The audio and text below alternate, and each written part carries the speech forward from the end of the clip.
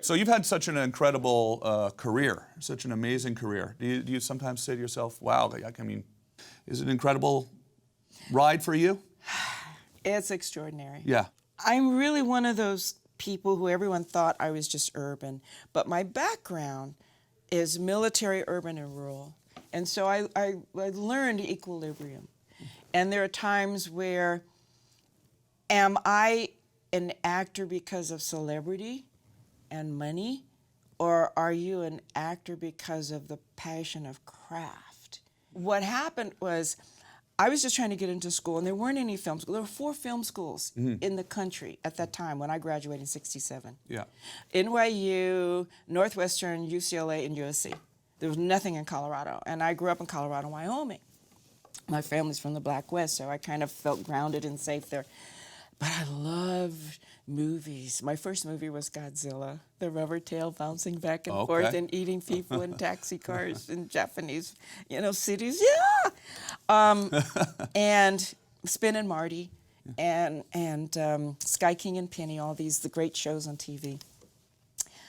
And that's what I wanted to do. Tell stories, be about all these incredible people. And I could see Julia, and I could see one of the greatest movies of all time were the Boris Karloff, Cary Grant, all these great movies. And where did it come from? They're telling great stories, and they reach people. We sat and were mesmerized by all these different cultures.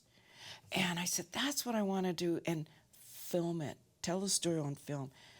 And so I was working 3 jobs, going to Metro State University, and my psychology professor said, Pam, what do you really want to do? You're here after, you have 3 jobs, you take the bus in a storm. What do you really want to do? Because you're putting yourself through school. I said, I want to be a doctor, but, for family, and they say I'll be a good doctor, prestige, but he says, well, you're doing it for other people. Why don't you do what you want to do since you're paying for your way? He says, what do you really? I said, I love movies. I love TV. I love that. And he says, well, you have to go to film school. What's that? Yeah. That's how archaic '67 was. What's that for me? So you have to probably go to California. And there's film schools. He said, I'll look it up. I'll get the information for you, and you just transfer. To where? Will I have to go transfer? And long story, I transferred, and it was so expensive in Los Angeles. My aunt and I drove down Sunset Boulevard, past UCLA, to mansions, palm trees, green. It was like, where am I? Yeah. How am I going to do this? How am I going to afford this? And I remember going to the UCLA campus, and it was Black Panther, Student Union, marching, Vietnam, just like this just wonderful energy on campus.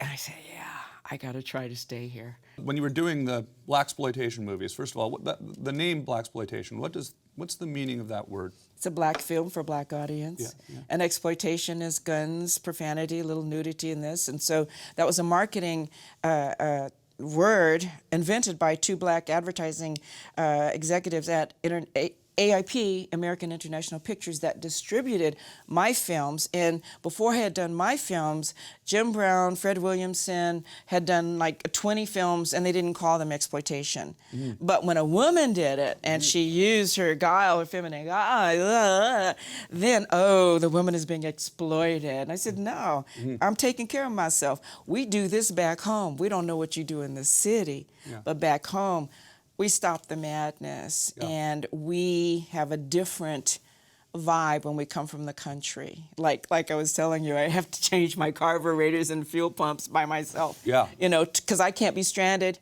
in a snowstorm when the vet has to get to my horses in the barn. So I have to do a lot of stuff myself. That's amazing. I want to talk to you about that too. What's your favorite movie from the '70s era movies that you did? Oh, that I did? Yeah. Goodness.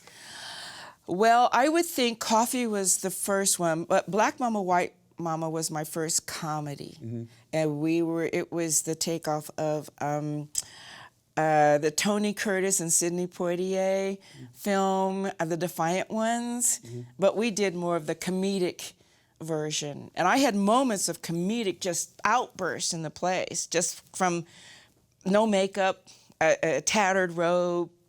And so fast forward to Bless This Mess.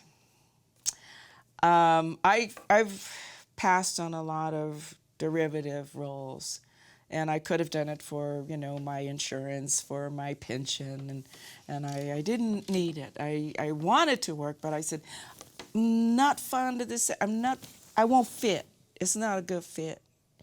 And then Lake Bell called and heard that Pam Grier lives on a farm, a ranch. She's around. This is a show about the migration of youngins, city slickers moving back to the heartland, which people go to the heartland to find their hearts. They've lost it along the way, and I know that because my friends come and stay and like reshed and revitalize and find themselves there when they come and visit me and say, "You really are living in." There's a bear running across and a mountain lion and turkeys coming in the house, and they're going. I said, yeah, it's comfortable. It keeps me sharp. I just don't want to do anything that makes fun of the heartland. Pam, so you live on a ranch in Colorado. You've been living there for how many years? How many years have you lived there? Well, this particular place, 26 years, and another place, you know, I've never been able to live here. All the jobs are on location. Uh-huh. Yeah. So I just, you know, in a snowstorm, jump in the truck and write my tires off, you know. Live in hotels and guest houses of friends, and for 53 years, Yeah. you know. So but I learn. I get to meet people on the road. I get to, you know, get in touch with things as opposed to fly over things and the cities and cultures and it's my equilibrium. I like to see the horizon. My well is pure crystal water. The dirt's different. There's animals everywhere, and they can come in the house if we have a tornado. Oh, yeah. I have a walkout where it's underground.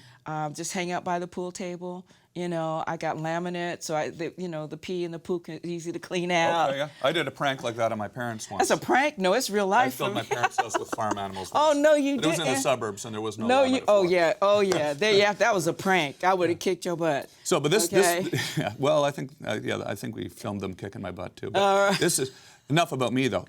Yeah, so this must be a great preparation for your role on Bless This Mess, though, because this is about Dax Shepard and Lake Bell move out to the country From New York City. Yeah.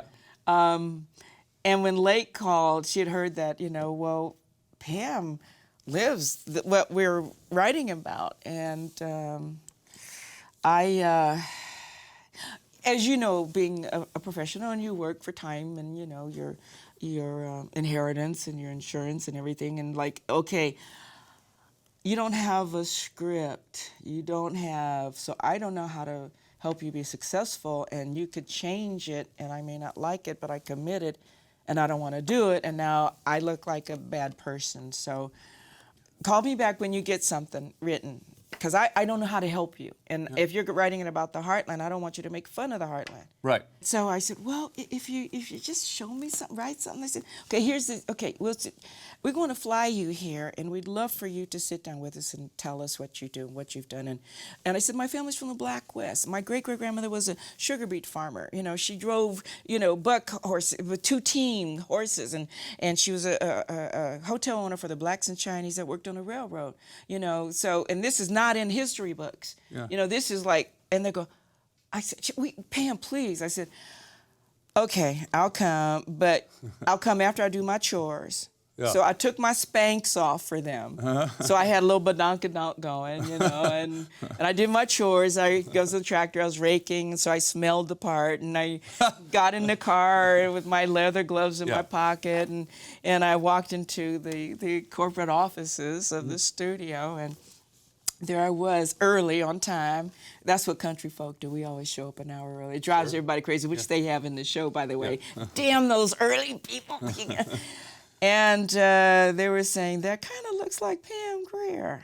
And we're not used to seeing her like that. It's, you know, dresses and short and heels and platforms. Sure. But it was like, no, my boots, my leather. And they said, yeah, hey. So we had a lovely talk, and so when you take your Spanx off of somebody and you tell them about, well, if you come after my cow with a knife and fork, you got a problem, okay? These are real the whole show is wrapped around a reality that is so funny. Yeah. It is, you don't realize what you go through, what it takes to have chickens, to have eggs, pure, Yeah. clean You have chickens? eggs. At your ranch, you have chickens? You have, what animals do you have? I don't know. They just kind of wander. Horses, dogs, and turkeys, and there's a goat, and there's stud mini, and then there's yeah. I love them all. Never miss a beat. Subscribe to Larry King Now and watch new episodes every day.